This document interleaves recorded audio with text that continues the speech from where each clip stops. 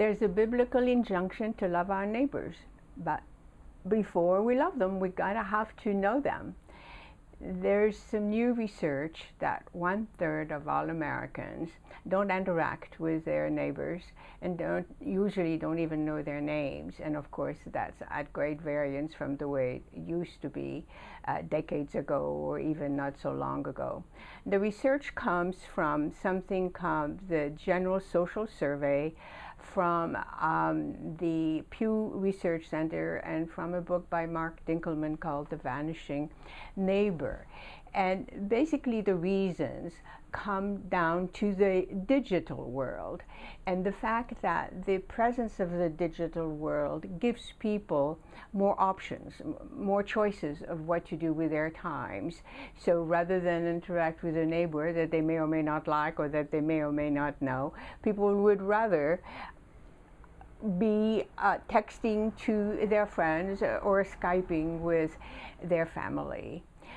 One of the consequences of this is that it makes people more insular, because online they seek like-minded people. In the old days, you might have a neighborhood that might be maybe conservative, but then you would have a liberal professor or two that wouldn't have to agree with them, but you'd be exposed to a different set of ideas. Now, everything is reinforcing your own ideas.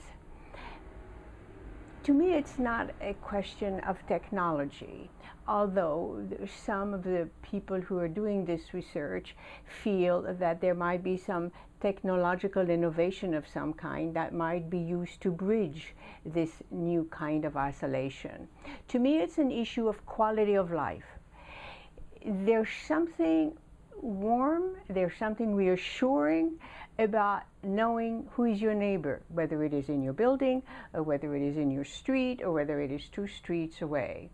In my neighborhood, we don't, and not everybody like each other, of course, because that's part of being, I think, part of a neighborhood community kind of life. But people interact when they walk their dogs, and even the people who'd rather not interact are kind of like pushed into it by others, or the dogs kind of bark or wanted to know each other, and so people are forced to talk. And that is one way to bridge it. That is one way to do it. Anyway, because quality of life, I believe, is important to everybody, whether we are conscious of it or not. We're going to have to set new norms, develop new 21st century norms in order to redefine what community means in the 21st century in our neighborhoods. Thank you for listening. I'm Danielle Levy.